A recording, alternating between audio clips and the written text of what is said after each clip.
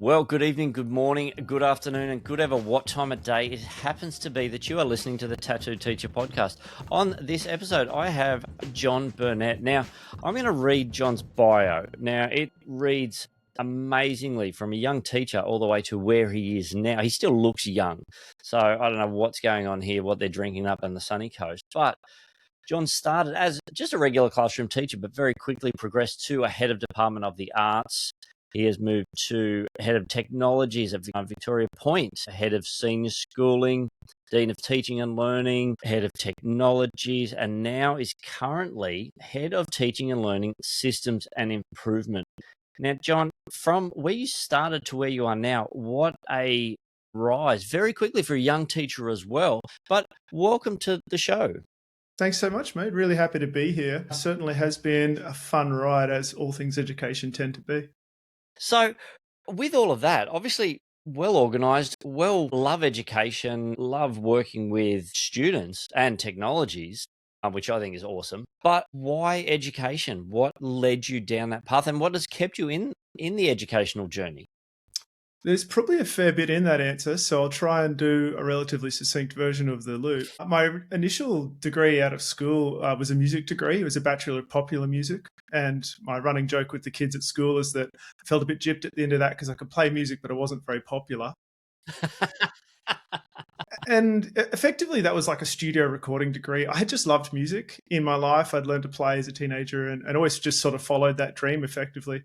So I got to the point where I was out of uni, doing a few part-time gigs, and I met a good woman who's now my wife. And she sort of said to me one day, more or less, "You're a good bloke, but you've got no prospects. What's going on for work?" My mum had always been a teacher. She was a primary school music teacher.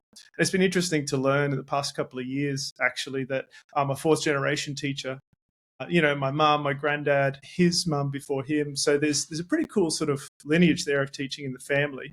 But growing up with your mum as a teacher, I sort of had this feeling like I don't want to do that. It seemed weird to just go in the direction of your parents' footsteps to me at that point. And when I was looking around for, okay, what sort of like future could I provide for a family if I want to hang on to this girl who's pretty great, then how am I going to make that happen? And so I went and did a 1-year dip ed to become a teacher. And to be honest, in the first 6 months of uni, I was questioning that choice. It was like they're cramming a whole bunch of content into, it's like 6 weeks of course content, 6 weeks of prac. You do that twice, you're a teacher. And when I went on prac for the first time with a great guy on the Gold Coast at Benoa State High, he sort of just seeing it in action and realizing that you didn't have to be the authoritarian, disconnected style of teacher that I'd had at some points in the past. You could be relational. You could connect with the kids. You could have a good time with them. You could bring what you love about your subject area into what you do for work. It really lit me up, and it gave me this sort of avenue to be able to pursue what I'm interested by in connection with good humans. The good humans were teachers that you'd work with. You'd meet some amazing types. You'd have some great leaders along the way. You'd meet some awesome kids. And I think that's what sort of has kept me going as a theme throughout my career. I did 5 years-ish of teaching, but straight off the bat, first job out of uni, they said, "Hey, would you want to teach photography?" And I was just someone who would give things a go. I didn't know anything about photography. I knew which way the camera needed to point. That was about it. And, if you could stay one step ahead of the textbook where the kids are at, and if you could learn quickly, and I enjoy learning myself, so that's sort of a handy part of the way I'm made to lend itself to throwing yourself in the deep end. And if you could build relationships with the students, the content knowledge wasn't something that was holding me back. At that point, I was able to learn quickly enough and build relationships quickly enough to find a way to make it work and to be me. And I guess that's what sustained me the first couple of years moving sideways. I had done hobby woodwork. An opportunity came up to be a design tech teacher, and I jumped into that. So that was really great to get hands-on with kids and the tools. And then after a number of years, I found that I had gone sideways enough, and it was probably time to go up. And I was positively challenged by a leader I had at the time that if I was feeling a bit disconnected from career, if I was not sure where I wanted to go, that I probably had a bunch of skills that would be best served in terms of leading others. And so did the arts HOD, again, jumped into another school sideways to do the technologies HOD.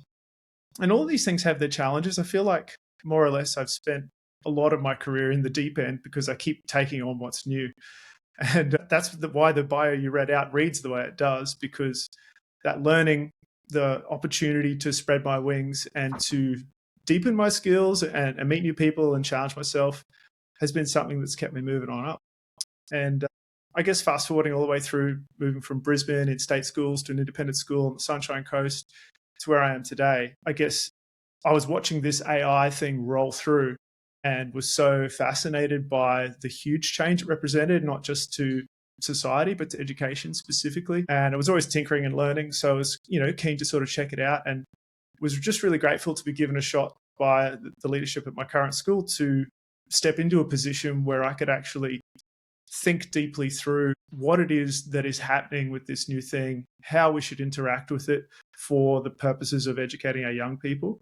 And it's an exciting ride, man. It's one of those bits where the roller coaster has really just dropped, and it's been a good time.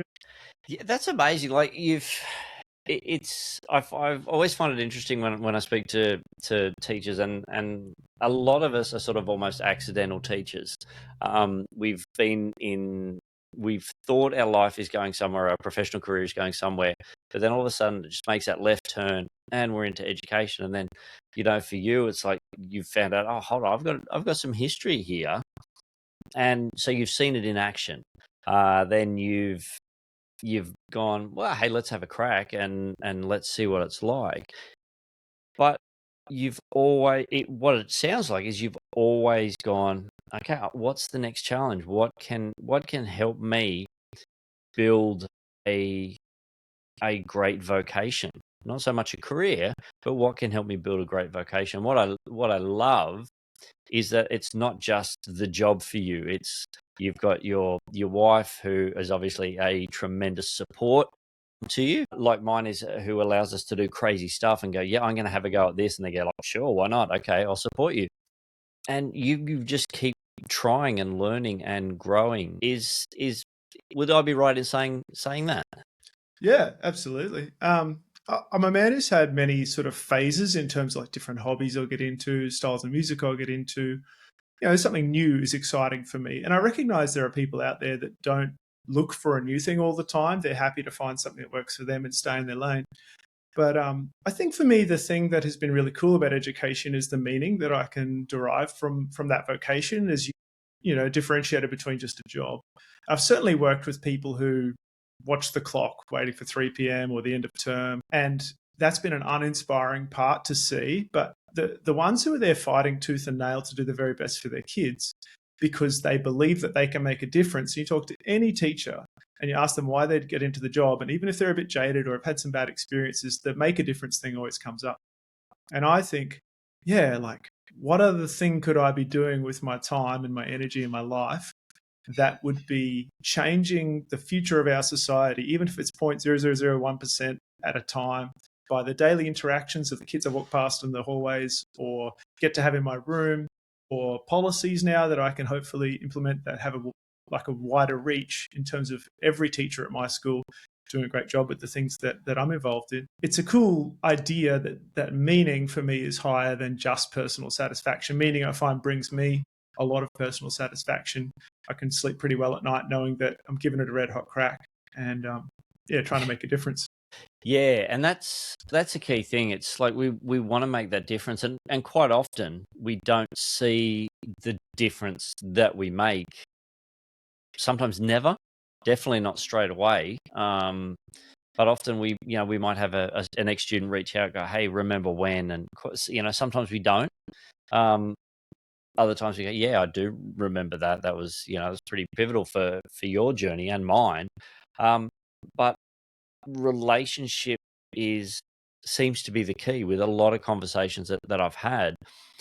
The ability to build that relationship with the student or students is key to, one, helping them in their schooling journey to help them get to whatever their success may be after school life, but also just helping them work out how to be a valuable member of a community.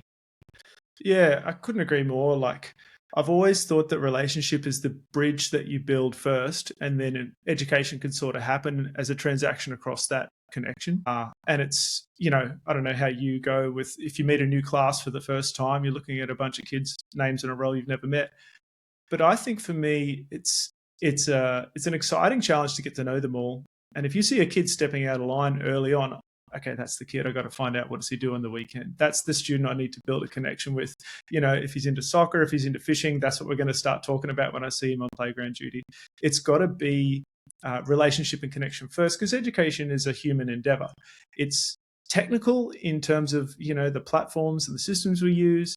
It's got philosophy behind it, but really, it's humans in a room with other humans trying to pass something on, trying to say, this is of good value. You should pay attention to this. And, you think about the parents obviously have the most impact on a kid as they grow from baby through to adult, but teachers are pretty high up there on the list. I don't know what the stats say exactly, but we'd have to be a close second in some cases. And it's a big responsibility, because what you're talking about might be your subject area and your assessment and all the technical things. What you're modeling and what you're connecting with the students about is, what does it look like, as you said, to be a good member of a society? What does it look like to treat people well? Where do you pull them up? Where do you let them go? How do you respond even if they don't approach you the right way? It's all that, I don't know, the osmosis of what it means to be a human in Australia, in the parts where we live. And it's pretty exciting to be a part of. Yeah, absolutely. Just finding those critical moments and working on what I just loved about what you said was, you've got a list of names that you have no idea who they are. And then the kid who sort of steps out, whoever they may be, your first reaction, I think, is brilliant, in the fact that you go, okay, outside of this area, outside of these four walls of my classroom, I'm going to get to know this student. I'm going to see what their interest is. I'm going to find out where they're coming from so I can best help them, and on a personal basis first, rather than, a big brouhaha in the classroom. It's just like, okay, well, I'll correct the behavior, obviously, but I want to find out what's driving that behavior. And I think that's brilliant. And feel like, it's a good sell, right? Like I'm so relational, great. I still stuff it up all the time, mate. It's one of those things. And I have a colleague who says, and she's been a teacher for, I don't know if it's 30, 35 years, quite a long time. She says the great thing about education is that you never arrive. You don't just get to that point where you're like, now I can do the job without any further complication or problems or learning. And I think it's important that we check our perspective on how we're going with it, because we have these great aspirations for ourselves, and there's just a billion variables every single day. And maybe that's why we come home tired at the end of a long day sometimes, because we've been working overtime to make 400 micro decisions with every class and try and calibrate where we're at with those relationships and all the technical parts of our job. But like we started saying, I wouldn't have it any other way now. I'm pretty hooked in terms of making a difference. And you shared that sometimes you hear a story, and I've had a few of those stories come back, students a few years after school with some of those good news things. And I even had a couple of parent-teacher interviews the other week, one with a student who hasn't been doing well, and just chatting to the mum and really helping me to build more empathy for that student where they're at was a really great learning for me. But the other one was a huge win, where I had a student who I felt like didn't have a lot of purpose about his future or know where he wanted to go. And I'd heard that he'd found something, and it was a good thing. And he was charging off in the right direction. And it's great to see that growth. There are days when you might not remember all the stories, or you might not have anything fresh that comes to mind, but we just got to keep doing the work. We're responsible for the inputs, not necessarily the outputs. There's a lot of variables in there, but yeah, it's worth it. Yeah, absolutely. I mean, we're so human centric in the core of what we do on a day-to-day basis. It's trying to, instill knowledge and information, because that's part of the job, that's part of the curriculum, to make the students, reach whatever the goals they are. But also, it's how to teach them how to be people. It's how to help them learn how to learn. And look, you're 100% right. We don't get it right, and we make mistakes, and we, say the wrong thing, or misinterpret what the student or even colleague is saying. But I think we come back the next day and we go, hey, look, I made a mistake there. I'm sorry about that. If, let's try and work through this. And it builds that empathy, it builds that relationship, and it shows the student that it's okay to go, I was wrong or I made a mistake. Absolutely. That's a big part of the modeling that we do about being human. It's easy when it's all beer and Skittles to get it right, when everyone's friendly to you and life's going well and there's no other stresses. But like we're renovating at the moment. I had this beanbag scenario end of last week where we wanted to do a reading thing. I bought all these beanbags to put out in the outdoor area. We'll do reading. And man, filling beanbags took my whole day. And I thought I was pulling my hair out. I was roping kids in to help me fill beanbags. We made a big mess. We're trying to clean up. It was nearly an environmental disaster. And it's like some days you're like, what am I doing here? How did I, got into this thing to make a difference with the kids? But, in the middle of that, my colleagues were seeing me try not to melt down. The kids were running to my aid. It's being human, and the experience of being human is not all ups, is it? So yeah, I think you're absolutely right. Yeah, it's about that. It's about enjoying each day, and sometimes maybe not enjoying the day necessarily, but going, well, hey, that day's done. I can't do anything about it. Let's hope for a better day tomorrow. But to wind it back a little, as a young teacher, like you moved up pretty quickly into a leadership position.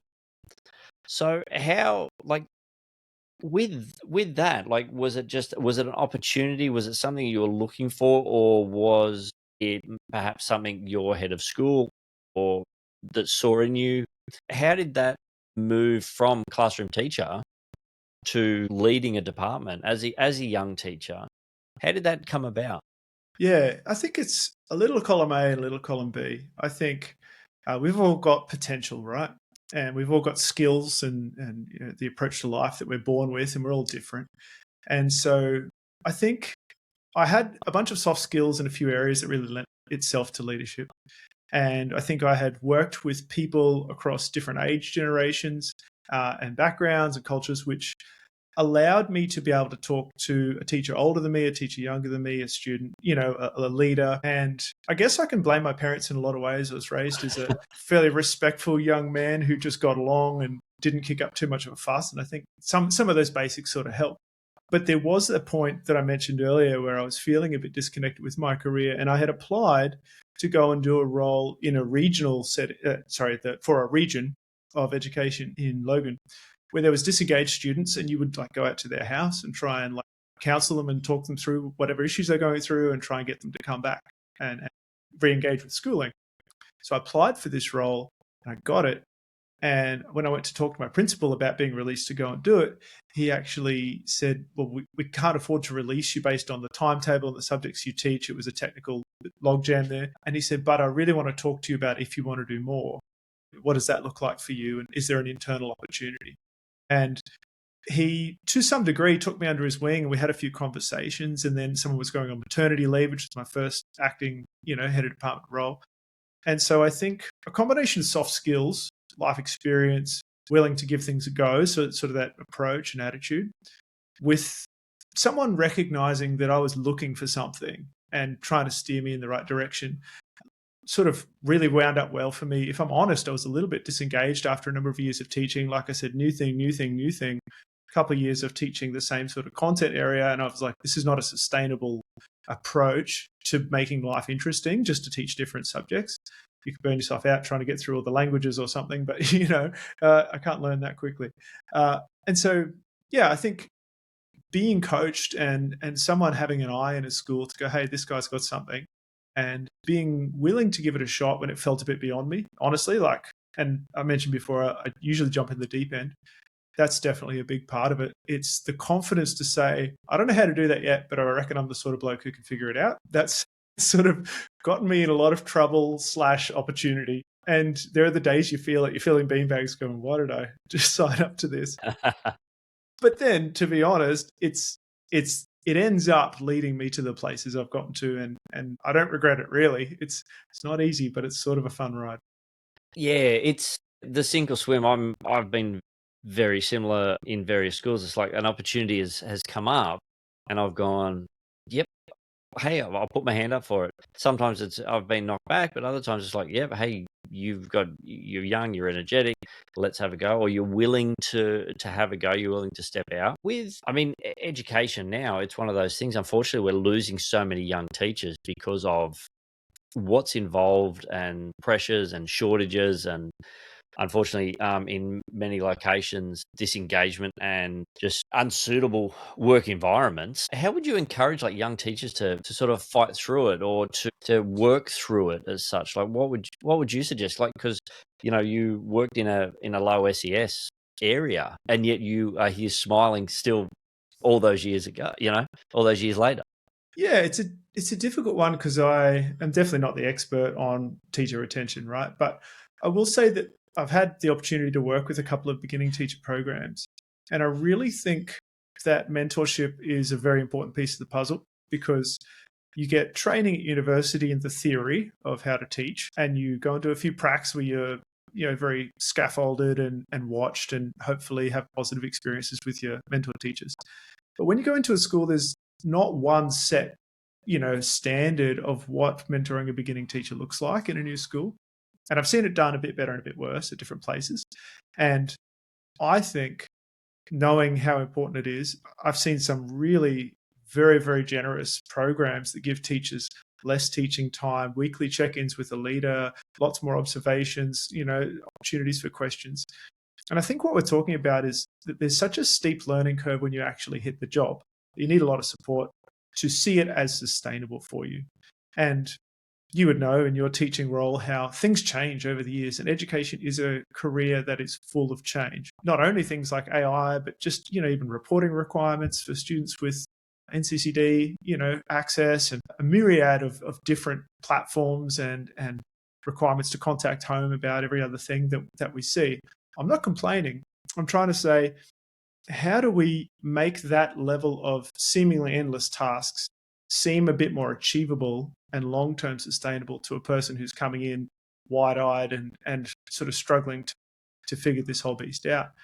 As you would know, and we talked about earlier, you've got the student, relationships to build, you've got your subject area to contend with, you've got the workings of the school in terms of their expectations, documents, and where things need to be saved and deadlines.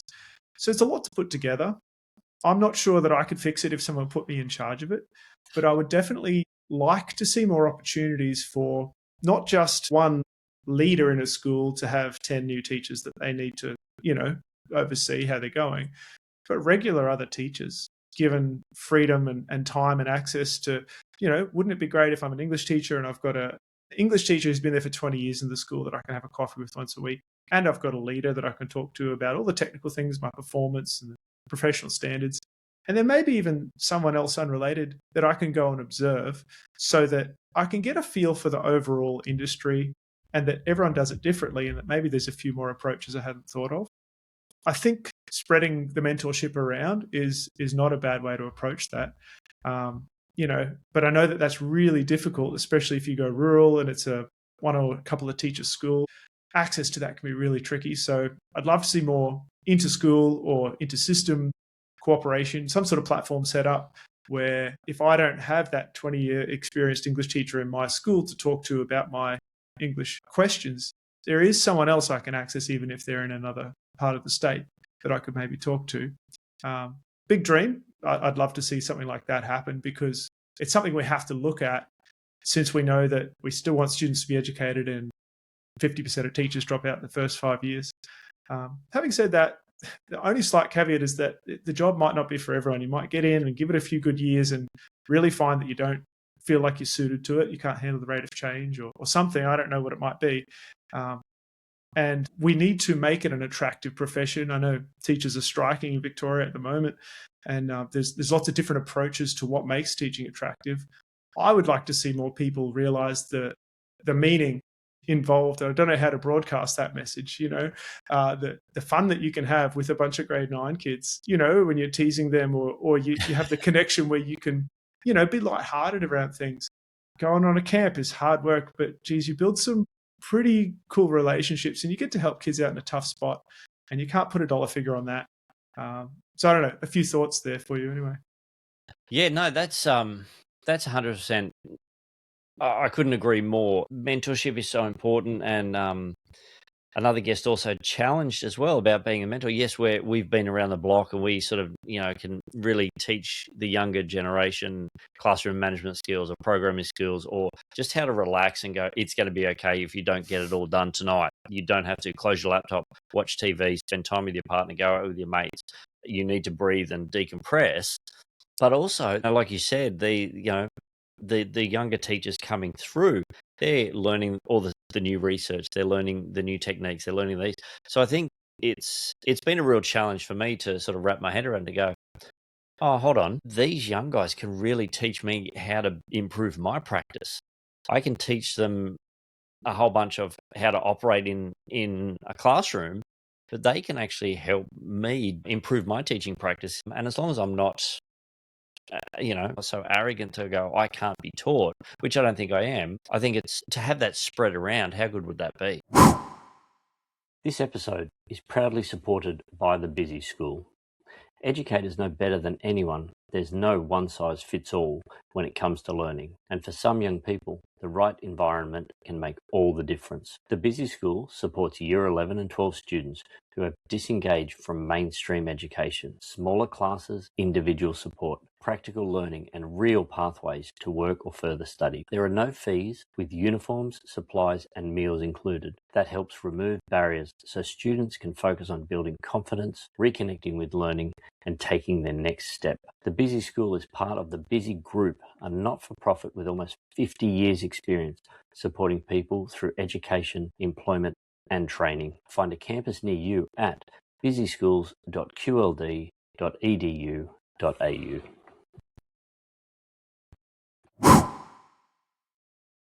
Love that. And as you say, they bring something to the table too. They're, often closer in age to the generation we're teaching. They're going to have, often I see they have the relationship piece sorted, and it might be some of the more technical aspects of the job, like you've mentioned, that they're struggling with. That the two-way street of mentor and mentee would be so positive if it could be structured and set up in a way where the right sort of people are put in. You don't want to connect someone with that very disgruntled end of career, whinging about everything teacher. It's not going to be a positive influence. I don't know how we opt in all the people that you would want to be a mentor, but yeah, I don't know. It's inspiring to the environment. Like, I feel at the school that I work at, everyone is aiming up. You look around and everyone's trying their darndest to deliver their subject and connect with the students the best they can. And there's not one magic pill for that. It's a cultural thing.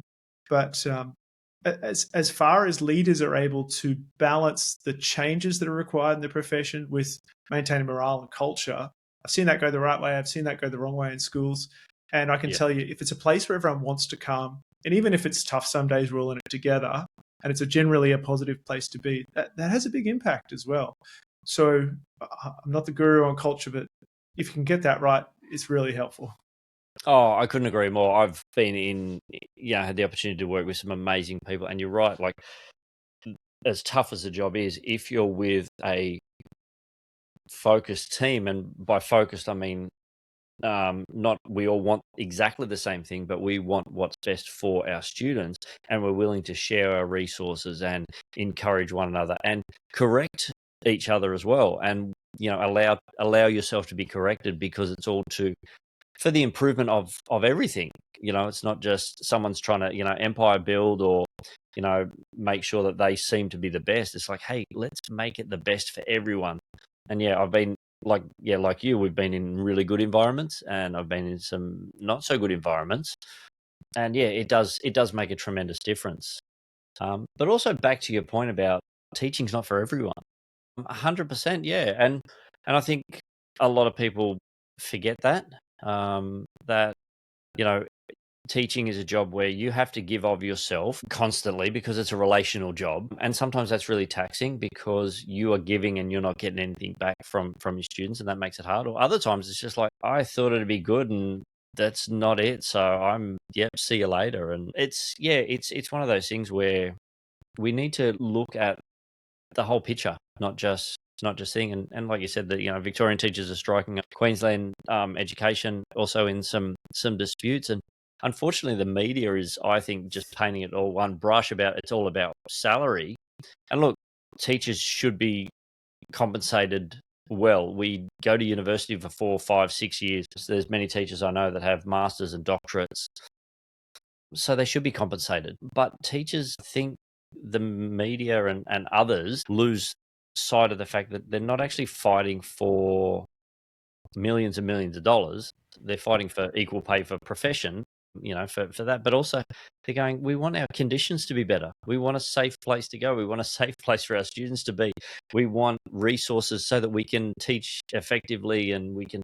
So it's a funny environment, education, isn't it? It is. I think, I was just reflecting a bit more on like, how could we all get on the same page about what the mission is of the school?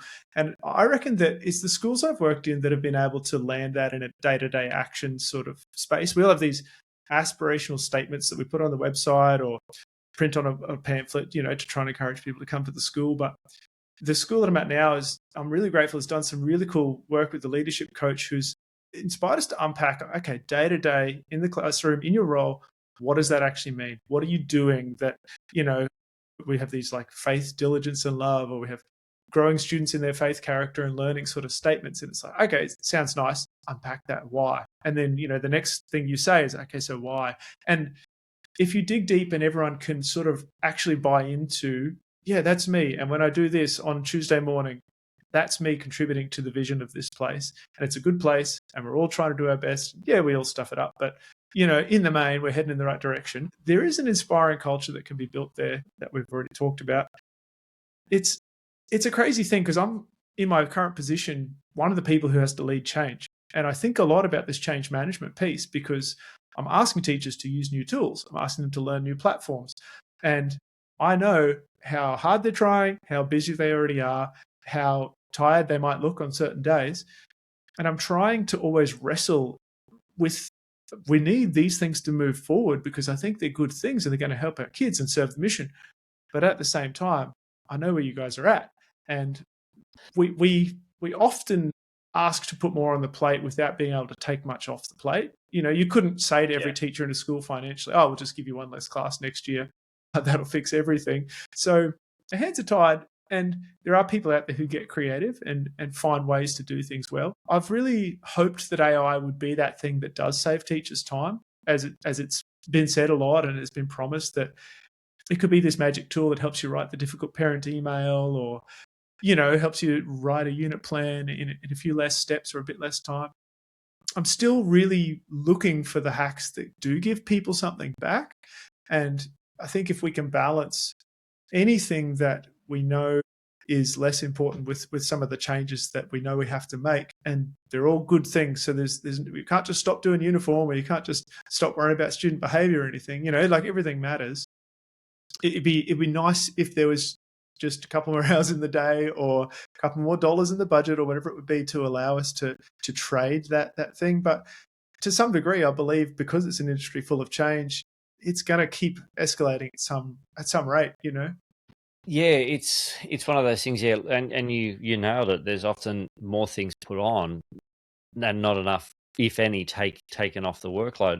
And look, we have to do a lot of, there's a lot of work that we have to do that is critical for the student safety, our safety. Making sure that everything is done right and well.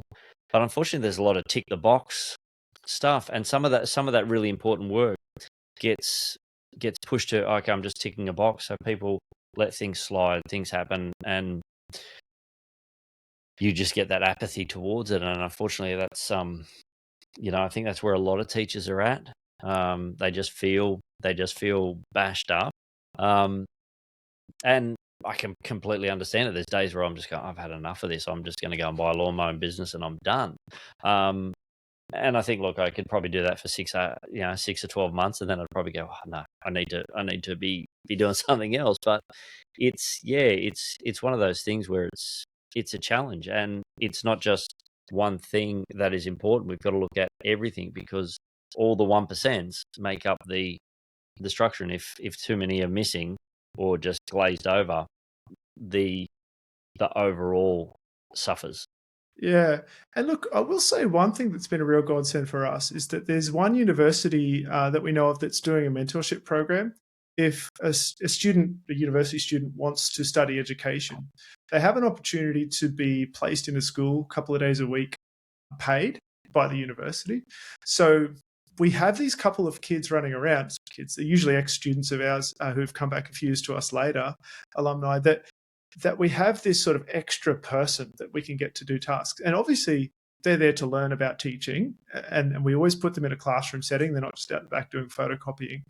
But that extra set of hands sometimes can be all the difference. And I would love to think that there are some structural things that maybe more universities could look at. It's not my area of expertise at all. I don't know any of the logistics around that. But imagine if, like an apprentice on a job site, being there watching the teacher, it was more than just a 2-week prac and pop in a couple of times a year. But if people learning to become a teacher could be in classrooms for longer periods, actually helping out, with small group work, under the supervision of a registered teacher, all of that, wouldn't that be great? Wouldn't they get a better sense of if it's the job for them, learn more on the job skills, refine their craft and be a bit less theoretical and a bit more hands-on in their learning about education, get some sense of income while they're studying that's study related.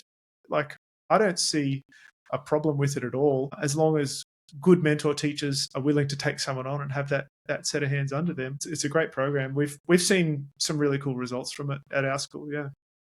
Yeah, that's excellent. Yeah, and you're 100% right. Like it gives them so many opportunities and like the practical understanding. It's like anything. Like you can learn the theory about it, but not until you're doing it is the reality of it. Like I can explain how to ride a bike. You need to balance. You need to have good core strength. You need to make sure you pedal for 1 foot. You do all that sort of stuff, but until you're on a bike, you have no idea what it's like, and you are going to fall, and you're going to be unsteady, and you're going to wobble, and you're not going to, and we all do that as teachers. But to give these young, kids, we can say that at this point in time, these young men and women, the opportunity to see, to fail in a safe environment, to try something, to give them the ability to go, hey, what about this? Can we try this? Let's have a go. As long as we learn from it, it's going to be of value to you, to me, and to the kids. And I am really curious about what universities will start to do now that AI is here. And I just wonder that the traditional model has been, you've got to get good grades at school, so you get into the right course. You've got to do the university course so you get a high-paying job, so you have a good life. Sort of unspoken rhetoric that's in our society. And not everyone obviously takes that path or should. But now that there's these sort of shrinking junior job markets, banks will hire less juniors and rely on the seniors plus AI. Not just banks, everyone is sort of the thinking. I wonder how our training needs to change. I wonder how the pathways into a certain industry need to change. There's going to be less people at the entry level of any industry. And if more of the work is going to require maybe even like a little bit less experience, because there might be some gaps that a tool could fill if a human knows how to use it right. It's such a big picture change that I think is happening. Things like that mentorship program are like, someone's looking at the couple of problems and at least trying to cobble together a solution that could work. And I've heard some interesting concepts spoken about in that university space, but I'm just really watching that space with interest, because it'll trickle back into what we do in schools. If the almighty ATAR in Queensland, the tertiary entrance rank into university, doesn't become the main driving factor for students, we'll still have plenty to talk about. The results on the report card at the end of year 12 are really not what gets me out of bed in the morning. It's everything else we're talking about, meaning and relationships and modeling what it's like to be a good human and trying to form character in students. None of that stuff would go away, and school would still be a worthwhile endeavor, even if the pathways really broadened or changed the way they look. To be able to earn while you learn in the industry, if that was more widespread, I don't see a downside to that personally. Just some thoughts, Absolutely. Now, you've mentioned AI quite a bit, and your actual role now is heavily involved with generative artificial intelligence. How much, and look, by the sounds of what your position, you're in a leadership position and you're bringing in these new technologies in their current iteration. It's a very forward-thinking school, obviously, but how have you found the uptake from staff? Yeah, and trying to lead them into, because I mean, we've all been bashed with EdTech. So how have you found the uptake from staff going, oh, not another thing that I've got to learn? to me, the staff, at least at my school, have responded really positively. Maybe I'm a good salesman. Maybe this tool just feels different. I think everyone has a sense that, like, oh, this is one of those things. Like, I grew up as a kid, we had landlines, no internet. Like, I've seen the invent of the internet and social media and mobile phones, and we've gone through some pretty big societal changes in my lifetime. And I think AI feels like the next big wave of this big thing that will really shift things. At least that's the hype that's out there. And I can see the potential for that. I don't know what the future holds exactly. So I think when we've tried to stand up and say, we want to help you learn this tool, people are paying attention. And I think when we've been able to give time in a staff meeting, not just expect people to have to go and figure it out. And one of the big shifts I saw, say 2025, we had an AI policy that was essentially governance. There's a bunch of rules. Be careful not to do the wrong thing. Privacy, student details shouldn't go in, etc. Use the right tool. A few here's how you write a good prompt sort of technical bits. But this year we really revamped our policy. We had done some consulting with an external company, and we've talked a little bit already about my school's great culture, and we've got this rich cultural atmosphere, and we focus on things like character, very human-centered things. And we realize there's a bit of a mismatch between what we're doing with AI, trying to help teachers just write a document, and what our school was about in its essence. And we're able to align those things more solidly and really use that term of human-centered AI to say, okay, high level, what is it we're trying to achieve? We're trying to build good humans. How could AI serve that vision instead of what can ChatGPT do for me? So instead of starting at the bottom, working out, we're trying to backwards map that idea of here's the vision of the kid that you would want to walk out at the end of year 12 from our school, all the things they've learned, the character, all of that. And where could it fit to get staff to either save time? And if staff are saving time, let's invest that time into connection. Let's consciously say we want human flourishing to be the thing that matters to us. So in order to have humans flourishing, if you could save a few minutes on that email to parent or that, data entry into a unit plan or whatever, go and hang out with a kid, invest more time talking about soccer with that year 9 boy. So we've tried to find the ways to synthesize that vision with our action. And to be honest with you, there are some staff who are gung-ho, early adopters. They're showing me things I didn't know AI could do. And of course, there are other staff on the other end going I used it the other day for the first time, wow, And there's that diffusion of innovation curve, which means you'll always expect that you get this smaller percentage of people on the front foot or really on the back foot, and then just a hump of people in the middle. I think because everyone knows it's important, and because we're trying to provide support, and because they can believe in the vision that we've tried to create around a human-focused AI, not just learn a new technology, but this could help you to take the pressure down, hopefully, and improve quality in some cases. If someone's not 100% sure what to do with that lesson on Thursday, and you can go give me a list of 10 small group ideas for my, year 7 class, hey, that's actually going to help you do a good job. If you can pick one of those and you can real world implement that and it works, that's a win. And so we're looking for those wins. And, within that diffusion of innovation curve, staff have been awesome about it. And it's great to see people who are in the trenches but are willing to pick up a new tool as well. It's sort of inspiring, and I did talk about that culture of everyone aiming up. I feel like it adds to that, or it's at least come from that, yeah, we're going to give this thing a go. And I think not trying to be too flashy. If I'm really honest, we don't use any crazy tools. We don't do any wild, groundbreaking things with AI. A lot of it you could do with any of the free models from ChatGPT or Claude or any of those things. We're not trying to break the bank with creativity. We're just trying to make sure that the why is tailored to what we're trying to do in general. And I think that's working out for us so far. Yeah, I think with that, like what you've just said, the why, like aiming the why to what we're doing is critical. And I think that, bringing the staff on to go, hey, this is going to help us. Maybe we don't know. We're trying it. Well, hopefully it will. But when it does give you this, implement it into that. And I've said it, several times that, yeah, teachers, they've been bashed about the latest shiny thing. And, I've kept my eye and been quite involved with some AI stuff as well, because I saw through the years of technology education and being in that sort of space just by default, there has been a lot of shiny things that pop up, but this had, for me, it seems like, oh, this has got teeth.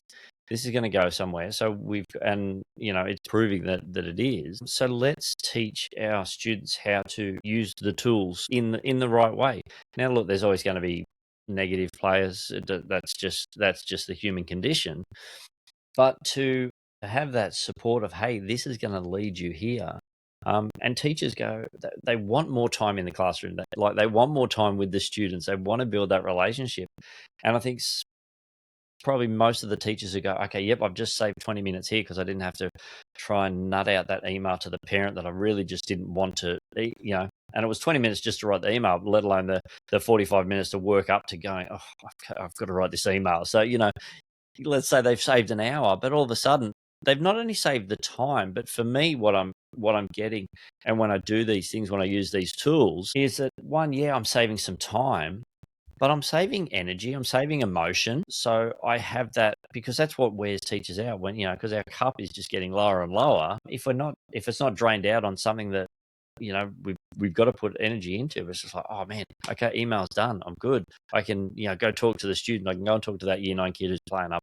I can go and talk to that year 12 kid who's just having a meltdown because there's so much pressure from, put on them. I can say it's going to be okay. And you have that time where you can sit with them, and that's what the young people need. Yeah, and I guess that reminds me that positive offload. Like, people talk about AI or talk about lots of things just in polarity. It's either it's good or it's bad. We should use it or we shouldn't. And I'm always remembering that line from the castle. It's like, it's what you've done with it, So there's a cool study. I think Jason Lodge in Brisbane at QUT was involved in this study, and they basically defined that there's detrimental offloading, like you're not thinking, you're not learning, it's just doing the task for you. There's also beneficial offloading. It's helping me remove a few items from my plate, share the load a bit, so that, as you said, you have more energy and more time, or could survive the journey a bit better. And I'm looking for those ways. I'm looking for, what have people done with it that actually did help them, and let's try and leverage those things. I think it's interesting because philosophically, it's made us reflect a bit now that, used to be teachers know stuff, tell students, they write it down, they do the exam, that's it, that's education. Now it's so much more than that, because information's readily available now. The thinking skills of, analyze this or evaluate this can be copied by AI. So what is it that we need to react to be able to still teach students what matters? And in my view, that's ethics of, like, should I use AI for this or should I not? It's that decision making, that human only at the moment sort of capability to not just to rationalize with your brain, but to, like, the gut feel, like, oh, is this right? Like, should I be doing this? And I think that stuff's really where I want to dig into with our students, because they're going to go out into a world full of who knows what it looks like in another 5 to 10 years when they're in the workforce. AI definitely is looking like it'll be a big part of that. They could be the young go-getter in the company who knows how to use it, but should we? Should our company really release that slogan that it said marketing-wise would sell well? Is that, like, a good fit for us? Or, I'm trying to point to the things that are uniquely human and to hang on to those and to value those. And an interesting, like, practical demonstration of that is not all related to AI, but it's in the mix, is, like, we've made some decisions at our school where not to use devices, where not to use technology at all in year prep 2, where to pull back. And some of my science teachers are playing with, we're going to use AI for this thing. It's awesome for that zone. And for this experiment, we want to go back to a pen and paper workbook for this investigation. And I'm really curious about that. That's super interesting that it's not that they're pulling back and they don't think it's good. It's that we're finding the places where the human experience is better without a piece of technology, and where it helps. And we're trying to optimize for that overall vision of good humans, Yeah, by removing it, and I think it's not only with your school as well. I'm seeing more and more, schools, some, like, whole governing bodies are going, no tech, that's it, done. We're back to this. Is it right? Is it wrong? We don't know. But the good thing is we're asking the questions, and I think one of the things that gives me hope, because there's so much dystopia around generative AI. But what gives me hope is that we are asking questions. There's a lot of people in education going, should, could, why, how, when. We're asking all these questions, and I think as detrimental as we now know social media has been, there's been so many benefits of it. It's an amazing platform, but it's been used in wrong ways. It's been unfettered, which has had negative impacts. But I think what's really good now is that these tools have come out almost at the praxis point of social media has done all this damage. We don't want it to happen again to our young people. So what can we do? So I think that really gives me hope. And obviously with your position, that's what the school is looking for as well. Yeah, it is it's funny as the options increase. Like if you imagine if there was a party, and there's a table full of food, adults have learned, to some degree to go like, well, I won't eat too many sausage rolls. It's not good for me, right? And the thing about this new tool is that it's not just a passive thing that you could just open, but if you start interacting with it, if you start eating at that party table, it's going to go, oh, what about this? What about this? Would you like me to do this for you? You might start off even with really good intentions and say, can you just read my paragraph and give me some feedback? I'm a United student. Does this sound right? And it might say, well, yeah, and here's the changes you should make. And would you like me to implement them? And I think I think all the questions around where does it fit, what should we do with it, and where shouldn't we use it are really the right questions for us to grapple with.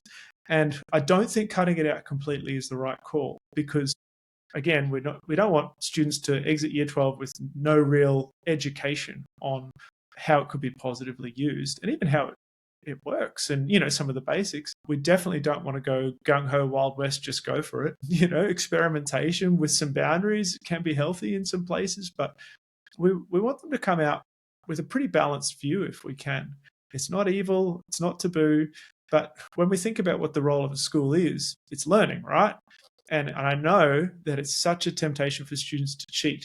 And I love there's a book called The Opposite of Cheating and a podcast by the same name. And they say that the opposite of cheating is learning. And I just think that hits home for me. We're in the business of, does this help you learn? Not in the business of, does it get the process shortcut? Does it get the assignment written more quickly? Does it give you a result that looks good on your report card?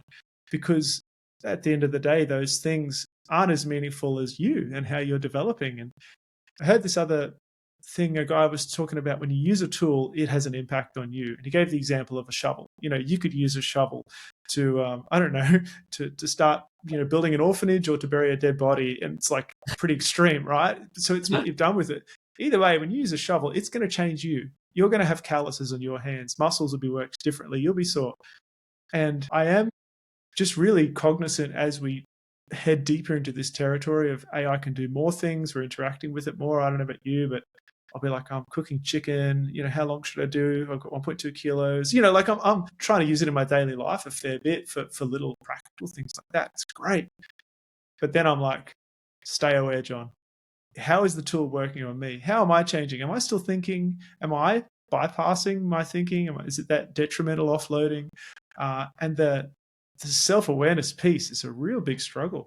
Not because I think I'm getting it wrong, because you just tune out and don't pay attention to what you're thinking or what you're doing. That's a big part of it, I think, for all of us, adults included. Yeah, absolutely. It's like, what is yours and what do you need to hold on to and what do you need to think about? But what I love, over this whole conversation is it's about the human. It's about the people involved, and we're just wanting what is best for these young men and women that are in our charge.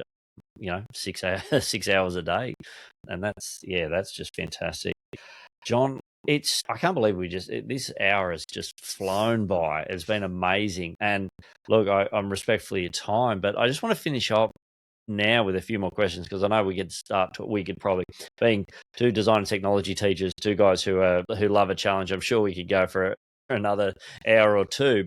And I wanted to talk to you about your guitars, but we'll have to save that for another time. I'll come back. We'll have to save that for another time, definitely. But I just want to wrap up just with a few final questions. And you have just thrown the gauntlet out tonight with challenges and making people think. My mind's just swirling. I really have to go back and look at this one again and listen to it, really, because you've put out some amazing amazing thoughts. But if you were to throw out a challenge now to people who are listening, they could be early stage teachers, they could be, someone who's a bit longer in the tooth. But what would a challenge be? I wouldn't make the challenge necessarily about AI because we've spent so much time talking about humans. I'd probably make the challenge about ourselves. And I think the self-awareness thing that I just mentioned is really top of mind because we've talked about my career, all the changes in the world, all the changes, going on. And I think that I've realized that the more that I can be aware of myself, where I'm at, where my strengths are and play to those, where my weaknesses are, and being aware of that as much as I can. I'm always trying to improve that self-awareness. And I think every time I catch myself doing something good, doing something not right, whatever it might be, it helps me shift forward. And I probably need to meditate more or something. I don't know, right? But whatever you could do to know yourself better, I think that's a Socrates quote about know first thyself, and whatever you could do to realize where you're at, how you're thinking about, whether it's a student, how you're thinking about the parent email, how you're thinking about AI, any of the things we've talked about, it helps to ground you and get a bit more perspective to take the next step. If you can realize, and my beanbag day where everything was going wrong, I have, like I mentioned, my wife, she's a good woman, right? And I think when you partner with someone who really has the opposite perspective to you, it's so helpful. Because I was grumpy about something else the other week. She said to me in the middle of it, look, if you realize you're grumpy, you probably don't have to stay grumpy. And she was actually right. And so I've said that now. Great. She's going to hold that against me. On my beanbag day, it was going wrong. And I caught myself. And I said, you know what I need to do? I'm trying to do this by myself. And it's all the beanbag stuffing's going everywhere. I need to ask for help. And I knew the right person who would be a different, sort of set of strengths to me, who would technically know what to do, or at least help find the right people for me, and would be kind in catching me when I was having a rough time. Played it out to be much worse than it was. And I think that self-awareness piece, my wife's voice in the back of my head, like, you probably don't need to stay in this. It's like, that was really helpful. And so the more self-aware I or anyone could be, late career, I'm like, just getting grumpy about things. Could I work on that? Could I drop worrying about that one thing and just take care of these things that are actually the problem?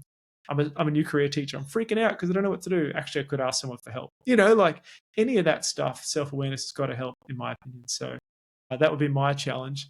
Whatever we can do to slow ourselves down a bit, disconnect a little bit from the rapidly paced world that we find ourselves in, and just be here a bit more, I think has got to help. Yeah, absolutely. That's a challenge for me as well because, I get, you get caught up and you get cranky and you get frustrated and you go, why? I mean, you look back at after the task is complete, just like, I was like, what? But and then you move on. But to be more self-aware and to be more present, I think is critical. Yeah, absolutely. Now we connected on LinkedIn, which I think is a fantastic platform. And I've made so many amazing colleagues around the globe. But if someone wanted to reach out to you, Jon, to find out more about how you're implementing AI within a school setting, guardrails or policies, procedures, and stuff like that, or they just want to chat about education in general, how would they best reach out to you? Yeah, I think LinkedIn is the obvious choice. It's it's nice. It is a platform that I'm on a bit, so I will actually get your message. I am getting to speak at an event in a couple of weeks. If anyone's around Brisbane, you can come and hear more of our whole journey with AI there. There's a total leaders meeting that I got a spot at. So 22nd of May at Customs House, we could could look that up and come have a chat to me in person there. But I'd love to chat to anyone who is just interested in these topics. In good humans and how we should approach AI. It's something that I'm super curious about. I'm really fascinated by, and I've got a lot of opinions. I'm not sure if any of them are right. I don't know if any of us are doing, really got a handle on it yet, but we're trying to figure it out. So yeah, let's do it. Absolutely. Well, I'll stick your LinkedIn profile in the show notes for sure. And now, finally, it wouldn't be the Tattoo Teacher podcast, Jon, if I didn't ask you, do you have any tattoos? Yeah, I do. I've got a couple here and on my back. My wife told me not to show you on the podcast, so I won't take my shirt off. She is a good woman. And I've got those a fair few years ago when I was, early 20s. I've sort of been thinking about getting another one. And I knew you were going to ask this question because I've listened to a few of your episodes. So I was like, yeah, maybe I should. She might not like that, but we'll figure that out. Yeah, could be fun. Absolutely. The more the merrier. I'd love to get more, but not at this point in time. But look, I'm glad you said yes to that one, because the last few guests have gone, no, I don't, and it's just like I'm trying to keep the balance or the scales tipping my direction. But look, it is what it is. We're all amazing individuals in this educational world. Yeah, absolutely, man. It's a big commitment, right? Like the time and money and effort to get it, but then you also got it for life, so you want to know you want it. Yeah, you're stuck with it because there's no way I'm getting laser treatment, that's for sure. No thanks. Yeah. But John, again, thank you so much for your time. Thank you for everything you've shared tonight, for the challenges that you've put out, and for just the thoughts that you've given us. I'm going to be chewing on a few of these for quite a while. So thank you for that. I appreciate it. It's been a pleasure to be here, mate. And it's, I don't know, you got to evolve, right? Like my thoughts on these things are always changing, and you sort of follow a little, oh yeah, that thing over there, that's cool. And you're always trying to piece it together. So hopefully we can all get this thing figured out and just keep doing it for the kids. Absolutely. Well, thanks again, John. I really appreciate your time. Pleasure. Cheers. Thank you so much for listening to the Tattoo Teacher podcast. I hope you enjoyed the conversation and found it insightful. If you like what you heard, it would mean so much to me if you could either like, follow, and subscribe to whatever platform you are listening on. The music was by DJ Fruit Salad. Thanks again for listening. Stay cool. Be blessed.